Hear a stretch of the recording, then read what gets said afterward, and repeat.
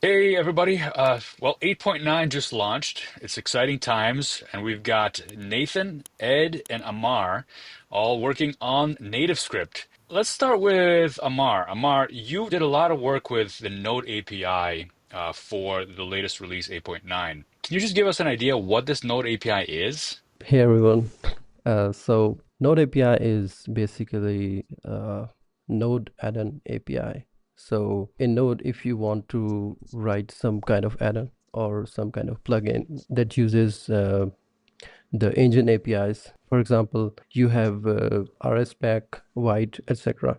All of these bundlers use leverage Node API to interact directly with Node and C++ and do stuff on the native side.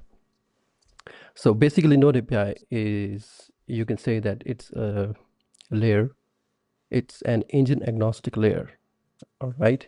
ABI Hmm. safe engine agnostic layer that just hides whatever the engine is, whatever JS engine you are using internally.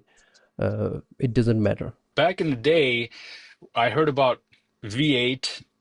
That's a big one, right? Uh, JavaScript core, right? yes, Is that what you yeah. mean by engine?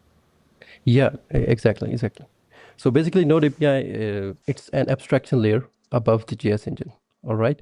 Okay, gotcha. So yeah. So and it's ABI safe, which means that let's say that for example, somebody wrote Node uh, a Node add-on in, for example, in 2016, right?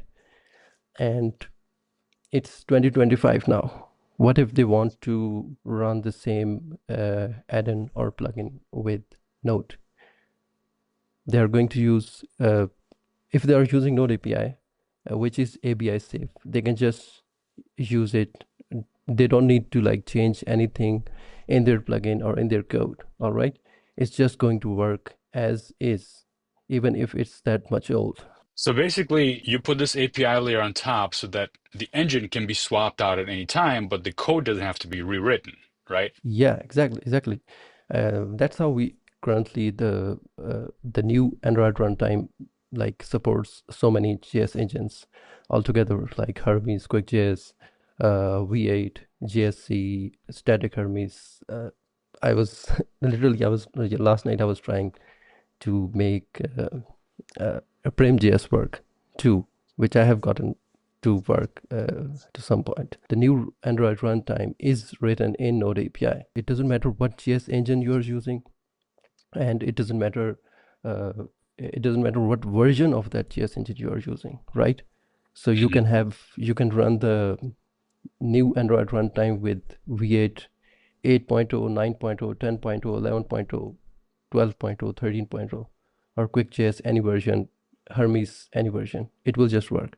If the JS engine has stable Node API bindings, it's just going to work out of the box. Excellent. I also read, I think in a blog post written recently, that the app sizes are going to be slashed in half with the new engines. Is that possible? 100% is possible. It's happening right now. I think we have like some people in the community already trying out the new JS engines, and I've seen that lots of people are really excited about the uh, size cut, uh, especially with the Hermes and QuickJS. QuickJS is like 1.2 to 1.6 MB in size, and Hermes is around 2.3 MBs, right?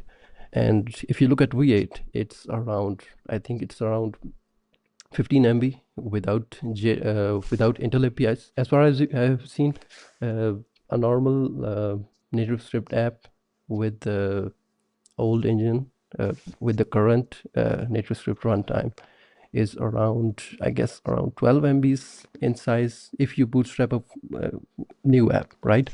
And if you do the same with the new Android runtime uh, using Hermes or QuickJS, it's going to be around 5 to 6 MBs. That's a huge savings. That's pretty cool. I think you come from a React Native background. This is the first time we're actually meeting, but I think that's the case. Is that right? Yeah, that's that's right.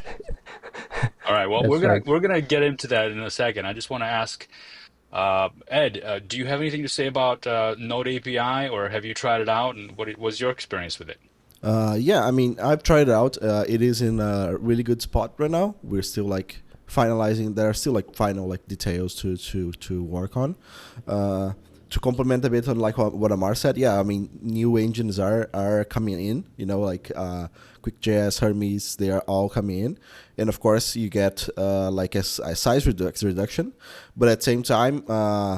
You might get like a small performance hit, mostly because V8 is the like biggest of the engines for sure, but also is the fastest of them, right? Mm. So it's as usual in tech, is kind of like a trade-off. The trade-off might be small. It might be good for a few projects. So it's going to depend on, of course, what project you're in. I believe that in the end we'll probably have like a few engines that we are going to say like these are the ones that we are focusing most on. But essentially. It's still like not finalized, but I imagine for sure we have like this is more like size optimized and this is more like speed optimized, and we'll probably get like a few of those. Uh, but yeah, other than that, I mean, our Android runtime was like aging a bit already. We had to do some like modernizations, and what Amar did already like changed quite a few things on the Android runtime, and even just like using the same like V8 engine with the new runtime, you can see like a performance increase just because of the all the like underlying work that was put into the Android runtime. It's been like pretty exciting to see like apps just like get you know fresh speed out of nowhere. Uh, so So free that's free yeah. speed upgrade from Yeah. just by swapping this in. And Nathan, is this just a matter of upgrading to 8.9 and then you get this for free or what? Right now, they're tagged NPM tags for NativeScript Android runtime. So Nappy dash any engine that is Nappy enabled at the moment, which is QuickJS, JSC, Hermes. Am I forgetting one? V8. Nappy V8, sounds like you're taking a nap. Are you talking about Node API? Yeah, so it V8. is, I think, formerly known as Node API. I think in the past maybe it was referred to as Nappy, but Okay, so you might hear both terms, Node API or Nappy, generally referring to the same thing. cool. But yeah, for brevity, the tag is Nappy, N-A-P-I dash. But yeah, V8, Nappy is the Node API enabled version of V8, which V8 is a NativeScript Android. So the 8.9 release, official release, is the standard V8 enabled NativeScript Android runtime that has been with NativeScript since the very beginning. The Nappy-V8 is the Node API enabled V8. So if I'm just starting with NativeScript and I want to use, I don't know, NS create, right? Or yeah. So am I getting this automatically with 8.9, or do I have to install some other packages? Is this the default, in other words? It's not the default, at least not yet. Hmm. I think when enough production testing has proved it stable to be the default, it likely may become the default. When that occurs, I think from everyone's standpoint, production proves those cases. So we're definitely doing a lot of testing in production cases. I think there are some members of the community that are experimental and they want to try some production cases too. So they provide great feedback on those sorts of things. So once there's a broad confidence for that, it likely could be. Now, speaking of React Native, going back to you, Amar, can NativeScript be used with React Native today? And how does that look? I mean, one thing I just wanted to add to what Nathan was saying is that Okay, the yeah. the new Android runtime, uh, the complete test suite that we have for the old runtime, right? The current Android runtime, it passes with the newer runtime, right? So all those tests are passing 100%. But we want to make sure because it's No breaking something, changes. yeah. So there are no breaking changes. You just install the new runtime, you start your app, everything works just the same way. You can say we are taking some measures to not tell everyone to just go and upgrade. We want to make sure that everything is stable. It works for everyone nicely. Anybody want to take the React Native question? Or Amar, yeah, you can go ahead if you want Yeah, to. integrating NativeScript into React Native is possible now, especially with Node API. I think the main thing that is blocking us is Hermes merging their pull request for Node API. It's been hanging there for a while now, and actually we have been wanting to do this for like a year, more than a year, right? So I'm not sure if you know that we have been working on Node API for since 2022. Yeah, we started. Yeah, like so. Basically, we started working on Node API at the end of 2022, right? And in Time 2023, flies. yeah. So in 2023, we had uh, the macOS, or you can say the iOS runtime, ready. And at that time in 2023, we wanted to, find a way to get this working with React Native. And I think Jamie has been pushing, he's been trying really hard to make Facebook or or React Native community um, get on board with Node API, so we can have NativeScript. Right, like right now, if you want to uh, use NativeScript with React Native, you can't do it. Right, you can just uh, bundle your own version of Hermes engine, right? Like for example, we are using Hermes engine, fork of Hermes, right, which has the Node API stuff in there. So it's possible, Mm. but it's not like what we have. You do npm install and you start using it, and that's it. Yeah. Okay. So it's possible, but it's you have to know a little bit ahead of time before you get going with it. Yeah. The follow-up question, this is like a hardball question. Ready? And I don't know who wants to take this one, but if I'm a React Native dev, why would I ever want to use NativeScript inside my project? Why can't I just keep using React Native for everything I need to do? I think one of the main reasons you would want to do that is number one, NativeScript is super fast. As far as I have tested, um, most of the benchmarks that I have done, I've noticed that NativeScript is at least 30 to 40% faster than React Native's new architecture, old architecture. Mm, And wow. second thing is that you should not need to install a package if you want to know uh, something really small about the device. Like if you want to learn, if you want to know what the current version of the app is, right? On Android, for example. In React Native, you need to install React Native Device Info npm package, which will ship with like tons of APIs that you simply don't need and you're never going to use. Yeah. So, for example, in NativeScript, with NativeScript, you could just directly get that API, access that API from JS, and go on with your life. You don't have to like carry all the.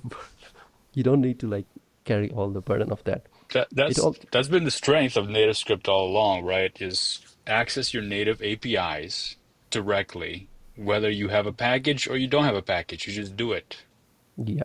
Yeah, I mean, and I think like that's the main thing, right?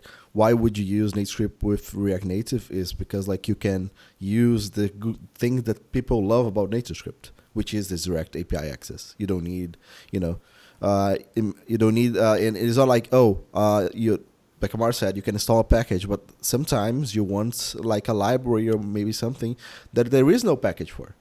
And then what do you do? You write your own JSI or so the new architecture APIs for it, and then you like go deep into like some C++ code, and then some Java code, and then some Objective C code, and then you get your final result. and then like you spend like a week on something where you Oh could boy. just write like an if Android call this API, if iOS call this API. In the end, it's more like it's a dev experience thing, and also like Amar said, our like NativeScript, especially with Node API, is fast enough so that you should not even need to use to waste your week on something like that. Hmm. Yeah, I think like big ecosystem is really nice to be able to pick from a huge batch of, plug and play things. But in professional projects and when you get in the weeds, that last 10 to 20% is always sometimes the trickiest, and the more third-party dependencies you have, if you run into edge cases in those, the trickier it gets. And so, I think how many people have a C++ developer on speed dial? You can definitely check ChatGPT in those cases, but a lot of times bringing it together and integrating can be tricky. I think even in a React Native module situation where you may be hitting 90% of the case and the 10% edge that you're really trying to solve in that last, push for release, you could probably use NativeScript to tap and get in there to help solve a case that may otherwise take you a bit longer because in some cases you might be having to go through a lot of different avenues, to get there. So that's really, it's a convenience, like a lot of things in developer ecosystems. It's a convenience. I think one thing also is that in enterprise, uh, lots of companies don't want you to use like packages from open source. They prefer writing their own if it's possible. And one thing NativeScript does is that it gives you it gives you really simple or an easier pathway to becoming a native dev. You can like the APIs is exactly the same. You are like if you're on Android and you want to create a string or anything in Java, you just do exactly like there is like 10 to 20% difference in the API.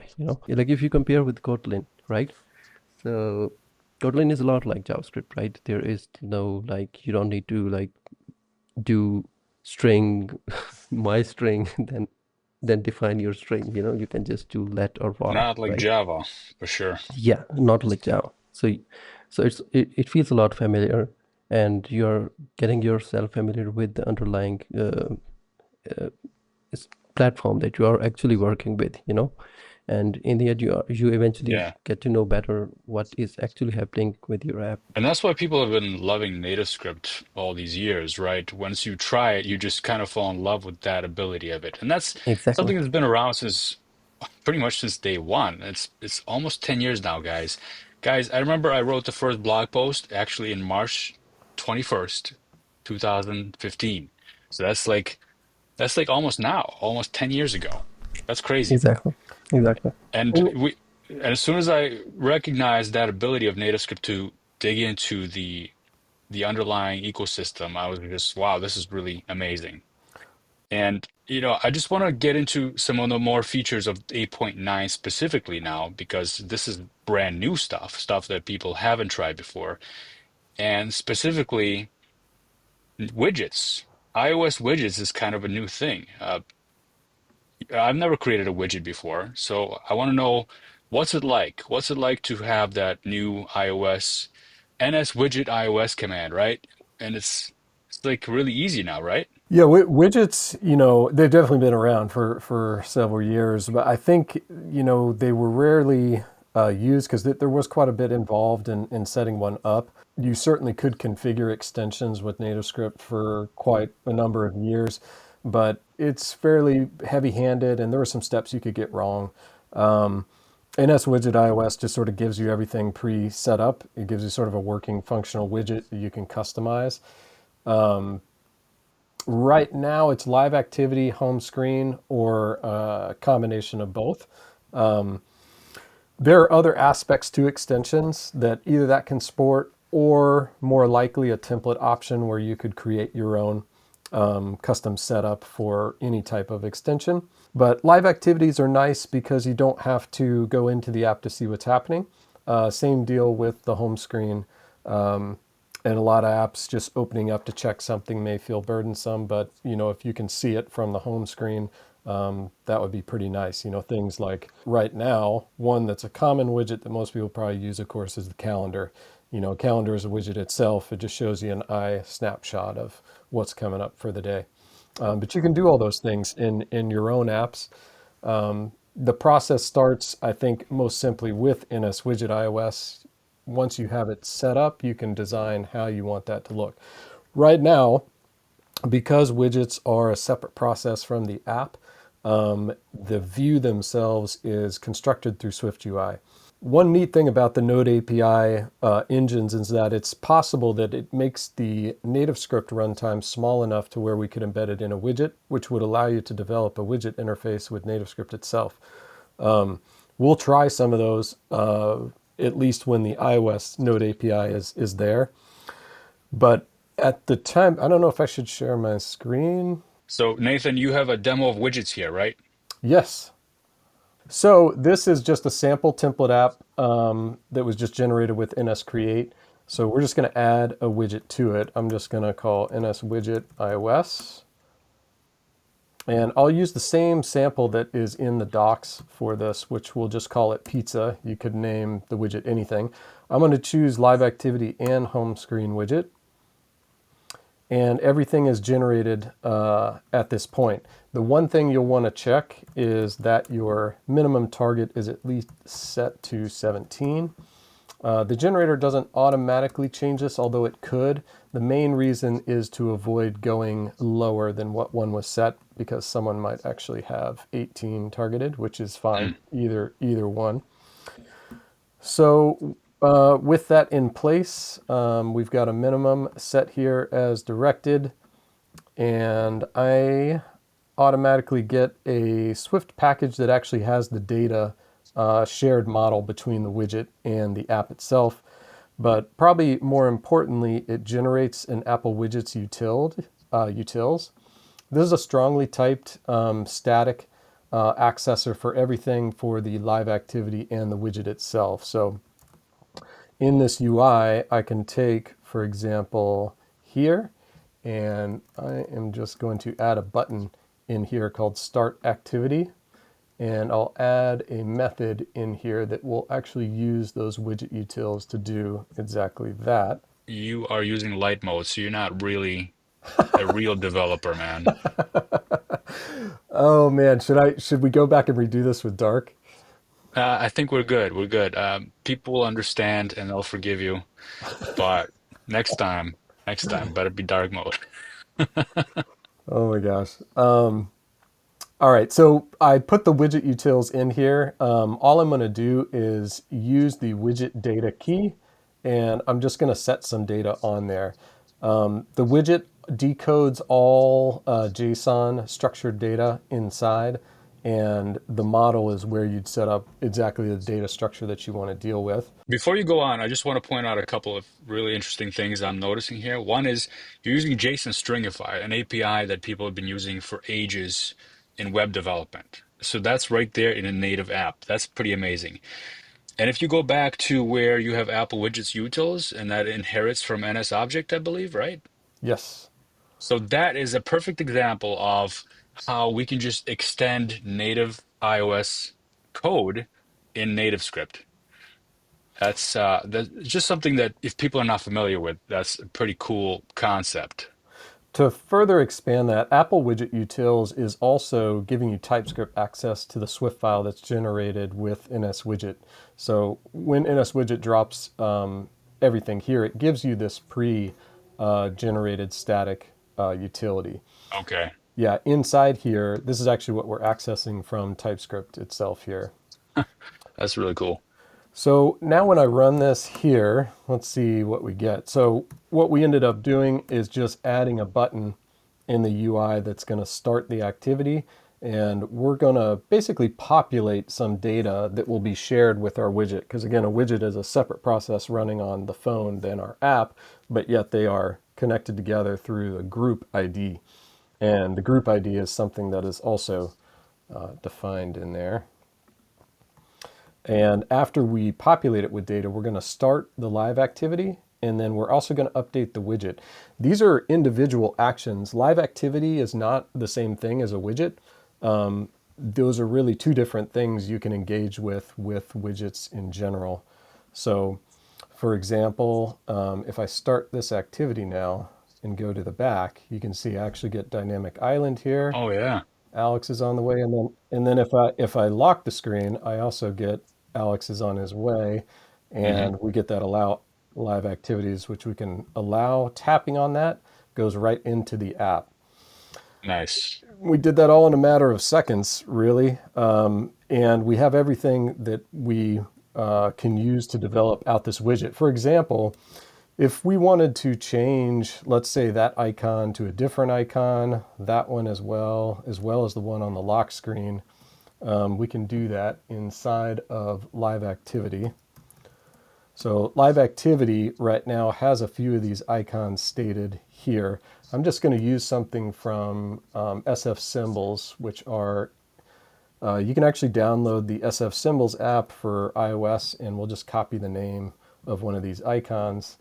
I'm going to change that to a different icon here. SF Symbols is like a free app that helps you pick iOS icons.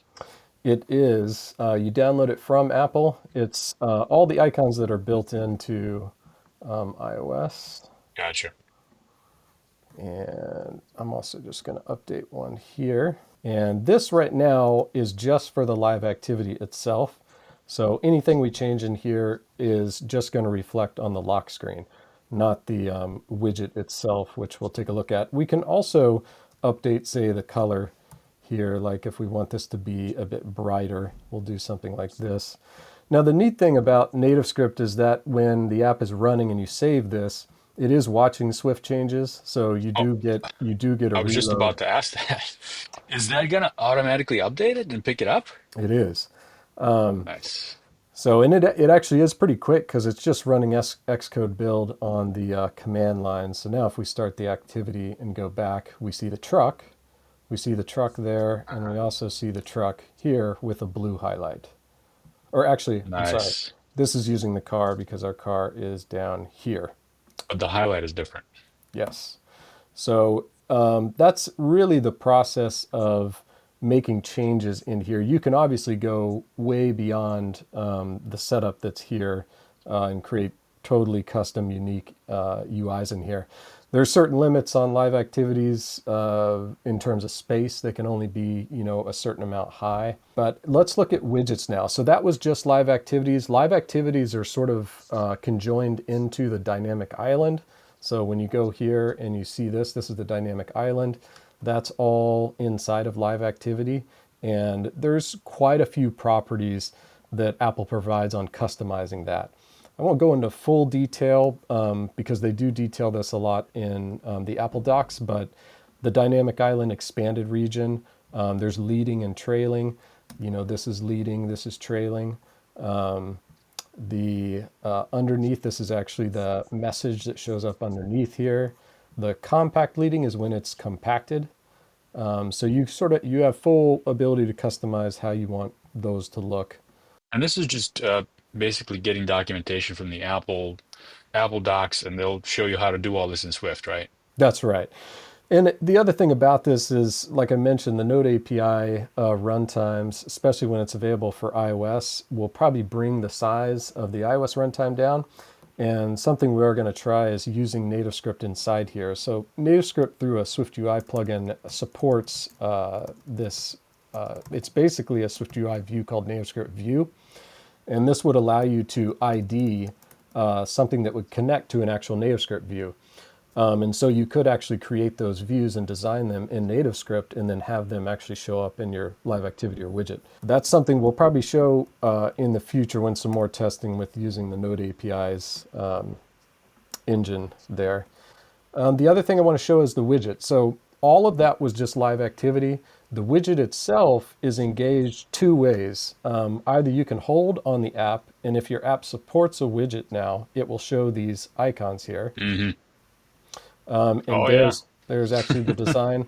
You can see there's actually data that's changing there. This is the data that I fed it from our TypeScript here, pepperoni supreme. It ends Yeah. on margarita. The way that this is set up right now is through the home screen. So this home screen also has a pretty specific API that Apple refers to as sort of the timeline. The timeline can be constructed based on any number of criteria that you want that to show. Like if you think of the calendar widget, every day it's set up that when the day changes, it's going to adjust a timeline to pull in that day's activities. That's a lot in how you deal with the data display that are in widgets. So for this example case, you can see every single second that the widget is updated, it's actually going to pull that widget data that we fed it from TypeScript, and it's just going to display each of those pizzas that I gave it 1 second at a time. And so that's why when I added that there, you can see it, Oh it yeah. shows it 1 second at a time. Nice. That is super cool. Yeah, it is really, they're obviously really neat to play with because the implementation on the device is very nice. The other way you can integrate with widgets is through the edit ability. If you do edit here and add, you can find it here. And usually it will show up in the widget search screen via the name of the app, the bundle executable name, which is something usually in production you might customize, or maybe that's your app name. So it would show up there with your app icon. When you select that, then you also get a short, brief version of that widget here. This brief version is actually encapsulated from the placeholder and snapshot here. Both those concepts are done through simple entries, which is the data structure that's fed into these widgets, and extends something in the widget kit called timeline entry. I gotta say, I'm an iPhone user, but that's my dog.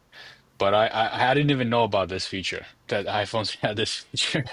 Well, that it's I think it is daunting to get into them just because there is a lot of neat things you can do with them. But like I said, there's a lot of structural things that you want to set up because there's entitlements associated with them if you're going to share data between the widget and the app. Hmm. There's also various build settings related to them, the frameworks that are involved. There's privacy info that also needs to be considered. There's a provisioning that you'd want to set to your provision ID when you But release we don't it. have to do any of this, right? No, The when you run that command, it does everything for you. that's correct.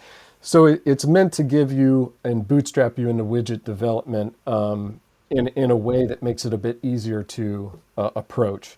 I think the where you take it from there is more based on the data model that you want to structure it around, and then what you want to do in the widget, and then how you want it to look, which can be customized just like how we were doing, how I put the truck in there. Okay. But yeah, you can start an activity, update an activity, and cancel an activity. You can call update widget anytime. So if you feed the widget data through that API I was showing, update data with key, that's basically going to put data in a group stored that's shared between the widget and the app. Yeah. And then when you call update widget, it's going to invoke that timeline to occur. So the timeline is going to pull from that data and then show what you fed it. I like how they're using activity as the name for that. Remind you of anything? Android Oh yeah. activities. Yeah. I did want to ask you something. I see that you got Swift files in there, and there is a new NativeScript, somewhat of a new NativeScript option that lets developers place native code anywhere in their project. Can you talk a little bit, or anybody, can you talk about why this is helpful and what problems does that solve? I can speak on this. This is this native source option here. Native source is something that I think has been desirable for a number of years. Ever since the Swift package support, which is this SPM packages, you can do a lot with Swift packages and encapsulation and sharing, especially in workspace, based projects where you're sharing a lot of code. The problem with Swift packages in a flexibility sense is that usually you have to consider public member considerations. So, that includes initializers. And so sometimes if you're just sharing a utility across projects, that can be a bit heavy just to, set up the Swift package for and then configure that across all. So NativeSource is a much more lighter convenience where you can give it a name And we could call this shared project, or actually we'll call it project platform source, let's call it. And then inside here, we can pass a path, and we can use a glob pattern here. Oh, this is supposed to be in an object. So you can have as many of these as you want. And this would look for, say, Swift files. And so with this in place, we could actually scoop up any Swift files that are inside the project itself. So if we wanted Apple Widget Utils, for example, if we wanted to put that right next to this component, we could do that. Swift now, actually there's VS Code plugin where you can get Swift IntelliSense inside of VS Code, and it's pretty nice. So you can do Swift development inside VS Code fairly well. There are certain things that may not be fully resolved. Like, for example, this is not coming in, but there are certain things you can do reasonably well. For anything where you want Xcode for, you can open the project in Xcode. And because these Swift files always with NativeScript are linked to the actual project source, any change you make to the Swift here actually represents in your Git tracked source. So if we make a change here, you can see these are linked Swift files. And if I were to come in here and say, this is going to be person, Hmm. Xcode always auto saves Swift files. So even if I go back to VS Code and look at that same file right here, you can see that it also says person. And it's Person, yeah. always in sync all the time. Nice. One thing I saw that you had up there was maybe not a lot of people are familiar with, and that's the NativeScript config, which is the project-wide config, right? And it's not only is it strongly typed, like it was giving you underlined messages telling you that this is not formatted well, right? That's really helpful. But also, NativeScript config is now available in plugins too, right? It is. The key case for that is Swift packages, what we were just talking about, SPM packages. A lot of plugins are starting to move to Swift packages, have been for several years, but instead of using a CocoaPod, for example, you can include that Swift package. And in a NativeScript plugin itself, you could include a NativeScript config with SPM package configured the same way you would inside a project. And then when you consume that plugin in a project, it's going to merge those SPM packages in with the project. So that way a plugin can distribute itself along with a Swift package. Okay, what about Kotlin?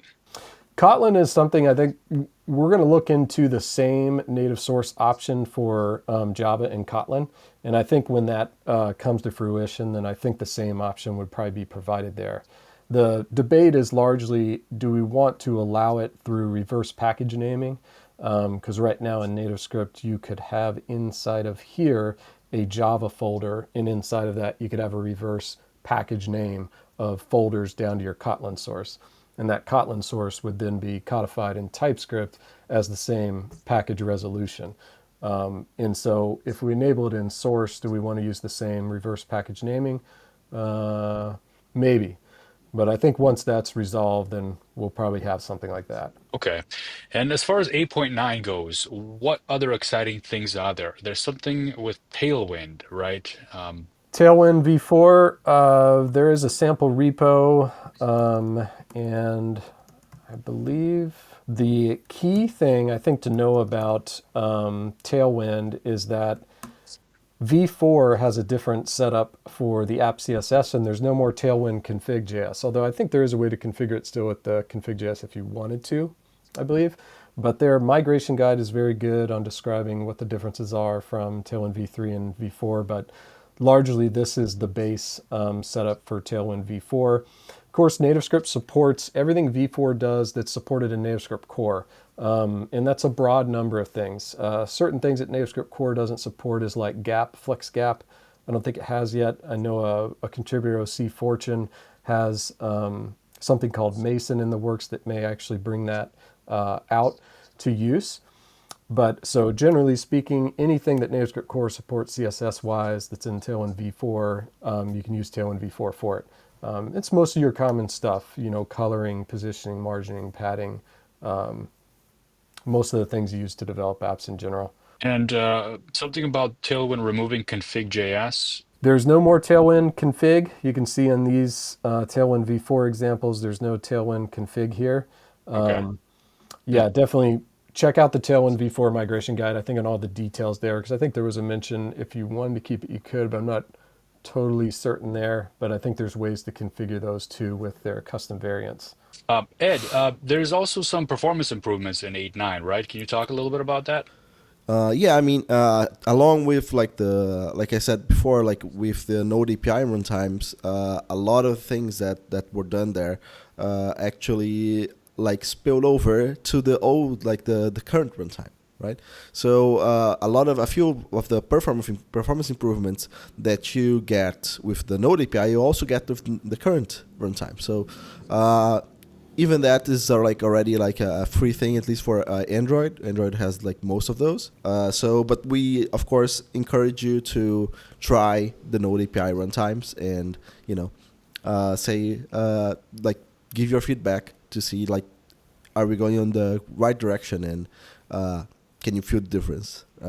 Especially like with different engines, try it in your apps. Try your like check your like app size, and let us know. Essentially, we are here just to try to get NativeScript to the best it can be, and of course, it can be done without your feedback.